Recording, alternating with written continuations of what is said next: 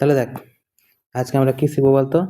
Class 9-এর 5 নম্বর chapter, রৈখিক সহসমীকরণ, 2 চল বিশিষ্ট, লিনিয়ার সিমুলটেনিয়াস ইকুয়েশন।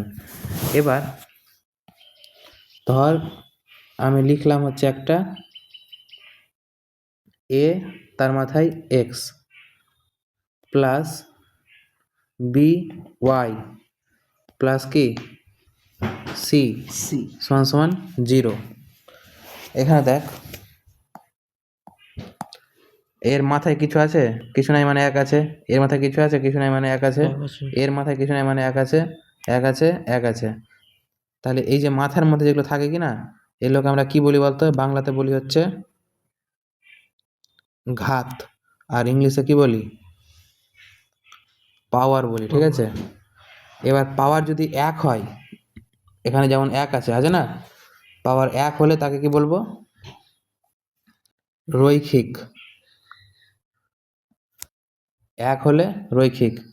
কিন্তু যদি থাকতো এরকম ভাবে যে a x square plus b x plus c equal to 0, এখানে দেখ, এখানে পাওয়ার কত আছে? এখানে দেখ পাওয়ার কত আছে? 2। তাহলে যখন পাওয়ার কি থাকবে? 2 থাকবে। পাওয়ার যদি 2 থাকে তখন সেটাকে বলবো হচ্ছে কি দ্বিঘাত। মানে দ্বি মানে 2 আর ঘাত মানে তো পাওয়ার, বললাম না এখনই? এই যে ঘাত, তাহলে দ্বিঘাত তখন। এবার সমীকরণ মানে কি?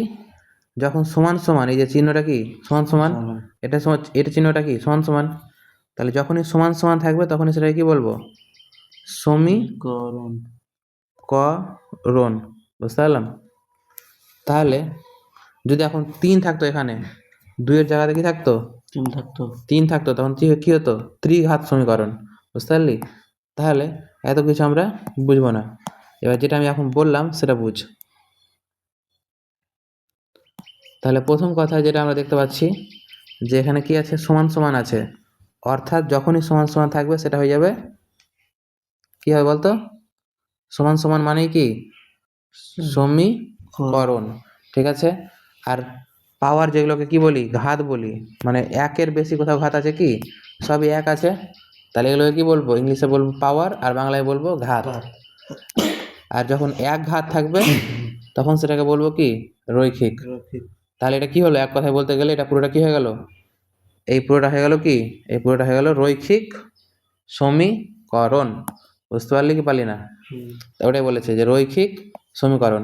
এবার দেখ, সহ সমীকরণ 2 চল বিশিষ্ট, তার মানে একটা এটা লিখলাম, এটা কেমন হবে দেখ। এবার ধর একটা লিখলাম হচ্ছে a 1 x plus b 1 y plus c 1 সমান সমান 0, ঠিক আছে? বা কিছু একটা হবে এখানে। এবার একটা লিখবো কি? এ 2 এক্স, এবার লিখবো বি 2 ওয়াই, আর একটা কি C2 সমান সমান 0, বা যেখানে কিছু একটা মান হবে। তাহলে এই দেখ, একবার 1 হলো, একবার 2 হলো, দুবার সমীকরণ পেলাম না? একবার এখানে সমান সমান আর একবার এখানে সমান সমান, তাই দুবার পেলাম। সেজন্য কি বলবো? ওই জন্য এটাকে বলবো হচ্ছে 2 চল বিশিষ্ট সহ সমীকরণ। এবার এই দুটাকে কি করতে হবে? আমাকে সমাধান করে মান বের করতে হবে। বুঝতে পারলি? এখানে দেখ A1 আর A2 আর কি B1 আর B2, এগুলো কিন্তু কোনোটাই কি 0 না, কোনোটাই 0 না, মানে নট ইকুয়াল টু 0।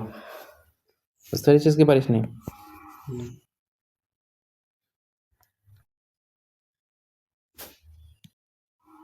এবার এই যে সমীকরণগুলো যে পেলাম, এই সমীকরণগুলো আমরা যে আগে শিখেছিলাম যে গ্রাফ কাগজে কি বানাতাম? এক্স অক্ষ আঁকতাম একটা, আর একটা ওয়াই অক্ষ আঁকতাম। এটা কি এক্স, না সরি, এটা কি ওয়াই, এটা ওয়াই ড্যাশ, এটা এক্স, আর এটা কি এক্স ড্যাশ। এখানে তীর চিহ্ন দিতে হয়, এখানে তীর চিহ্ন, এটা কেন্দ্রবিন্দু অর্থাৎ 0, তাই তো? এবার এগুলোতে যে 3টা করে যে বিন্দু আসতো না, আর সেটাকে যে যুক্ত করতাম আমি, এই যে যুক্ত করাগুলো যেগুলো থাকতো, এই যুক্ত করাগুলোই হচ্ছে কি এই এক একটা সমীকরণ। এই লাইনটাই হচ্ছে এক একটা কি করণ, কারণ সমীকরণ দিয়েই তো বানাচ্ছিলাম। ধর একটা লাইন হচ্ছে এরকম করে যাবে, ছেদ করবে, তিনটা বিন্দু থাকবে, এখানে একটা বিন্দু, ধর এখানে একটা বিন্দু, এখানে একটা বিন্দু, তাই না? তাহলে এটা হবে আরেকটা সমীকরণ। এরকম করে এই চ্যাপ্টারে দুটা করে কি থাকবে সমীকরণ থাকবে। তাহলে এটা হলো একটা সমীকরণ। বুঝতে পেরেছিস?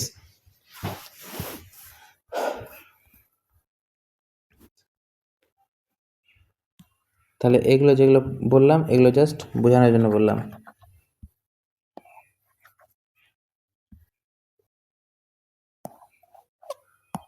এবার তোকে তিনটা জিনিস জানতে হবে। কি কি? এই যে এটা,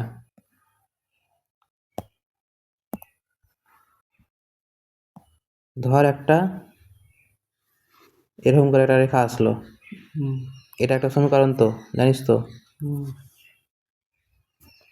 এবার ধরেন আরেকটা রেখা এইভাবে গেল,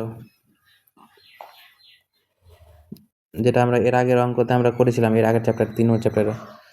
এখানে ছেদ হলো কোথায় বলতো? এই বিন্দুটাকে আমরা পি বলতাম না? তাহলে কোথায় ক জায়গাতে ছেদ করলো বল দুটা মিলে? এক জায়গাতে। তাহলে যে জায়গাটাতে ছেদ করলো সেটাই কি বলি আমরা? মূলবিন্দু। সমাধান বলবো। মানে এক জায়গায় ছেদ করলে সমাধান করে পাবো, একটি সমাধান পাবো। এই জায়গাটায় লেখা আছে প্রথম লাইনে, যখন দুটি সরলরেখা, একটি সরলরেখা, দুটি সরলরেখা, দুটি সরলরেখা একটি বিন্দুতে ছেদ করে, আছে? তাহলে একটা বিন্দুতে এই জায়গাতে ছেদ করে, তখন সমীকরণটির সমাধান করা যায়। তাহলে এটা কি করব?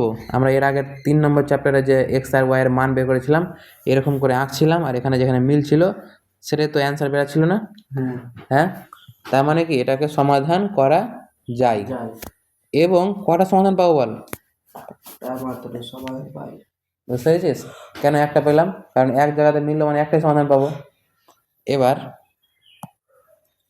ধর একটা রেখা হচ্ছে এটা,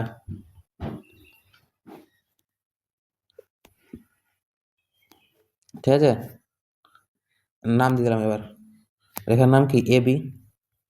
এবার দেখ কি বলেছে, যখন দুটি সরলরেখা সমপতিত হয়, অর্থাৎ একটি মাত্র সরলরেখা হয়, তখন বুঝতে পারলি না? একটা রেখা দিলাম, ধর এর উপরে আমি আরেকটা রেখা টানবো, একদম এর উপরেই, উপর নিচ কিছু না, একদম ওর উপরেই হলো দুটো রেখা, এটা সি আর এটা ডি। তাহলে দেখতো একটা রেখার উপর আরেকটা রেখা আসলো কি আসলো না? আসলো। এই যে একটা রেখার উপরে একটা রেখা আসাকে আমরা কি বলি বলতো? সমপতিত।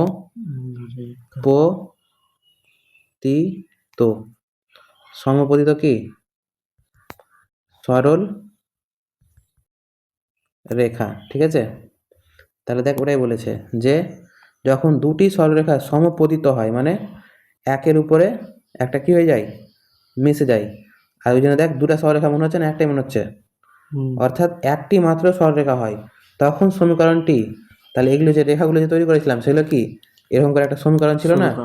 সেখান থেকে এক্স আর ওয়াই এর মান বের করেছিলাম। সমীকরণটি অসংখ্য সমাধান পাই। এখানে কত জায়গাতে যুক্ত হয়েছিল বল? এক জায়গাতে।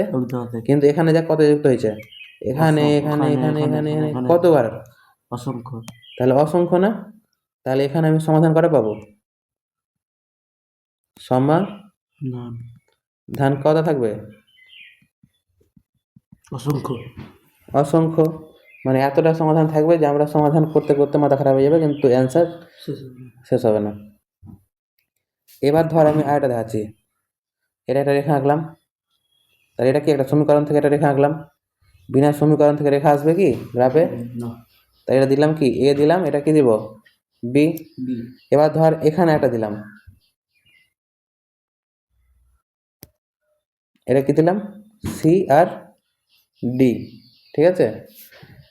এই দুটা কি সমপতিত হয়েছে? হয়নি। একের উপর দিয়ে এক গেছে কি? যায়নি। তাহলে এটা কি সমপতিত হবে? হবে না। কিসের? আমি কি বললাম যে একটা রেখার উপরে যখন আরেকটা রেখা চলে যাবে তখন সেটাকে কি বলবো, সমপতিত সরলরেখা বলবো। তাহলে এটা কি সমপতিত হয়েছে? না। তাহলে দেখ কি লিখেছে, যখন দুটি সরলরেখা আছে, একটি দুটি সরলরেখা অসমপতিত মানে সমপতিত নয়, নয়, কিন্তু পরস্পর কি সমান্তরাল। সমান্তরাল। সমান্তরাল মানে জানিস তো, মানে এক লাইনে চলেই যাবে, হ্যাঁ, জোড়া হবে না। কোথাও যাতে ম্যাচ না হয়, মানে এখানে যতটা দূরত্ব আছে এখানেও অতটাই দূরত্ব থাকবে, কোথাও কমবে না, মানে একদম যেতে থাকবে, ঠিক আছে, রেল লাইনের মতন। পরস্পর কি সমান্তরাল হয়, তখন সমীকরণটির কোনো সমাধান পাবো না। আমার সমাধান কি করে পাই, দুটা রেখা যাতে যুক্ত হয়, এরা জীবনেও যুক্ত হবে দুটা? না। তাহলে যুক্ত হবে না মানে কোনো সমাধান পাবো? সমাধানও পাবো না। তাহলে এটা কি সমাধান সমপতিত নয়। আর সমাধান কোথাও যুক্তই হবে না, তার মানে কি সমাধানই হবে না, তাই তো, সমাধান করা সম্ভব নয়। এবার দেখ,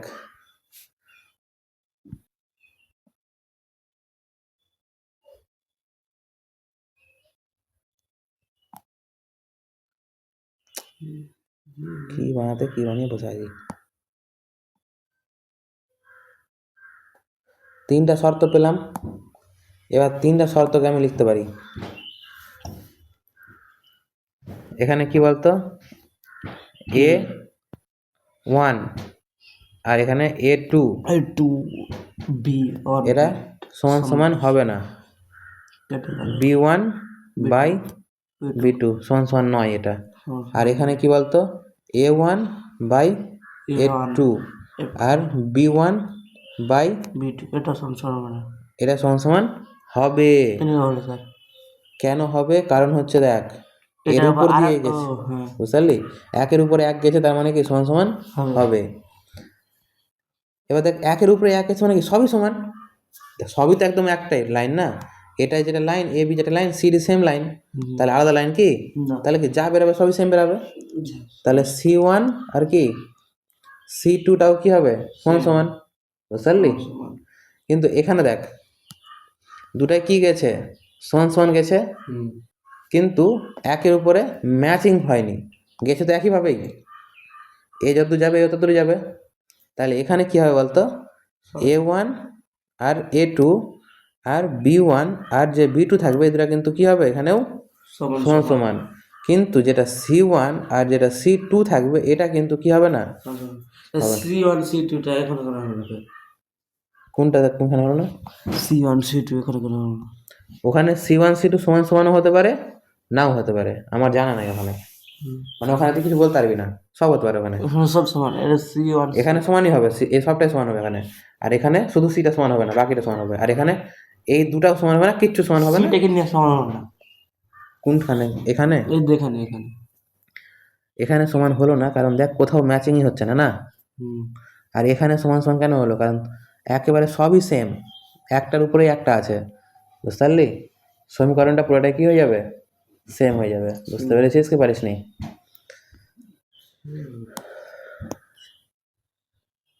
এটা হলো কি আমার শুধু কি বুঝলাম বলতো, 5 নম্বর চ্যাপ্টারটা জাস্ট শুরু করলাম, বেসিকটা বুঝালাম, আর এই যে জিনিসগুলো আমি বুঝালাম। এবার একের পর এক আমরা অঙ্কতে ঢুকবো। যেমন প্রথম অঙ্ক যেটা আমরা করব সেটা হচ্ছে 5-এর কোষে দেখি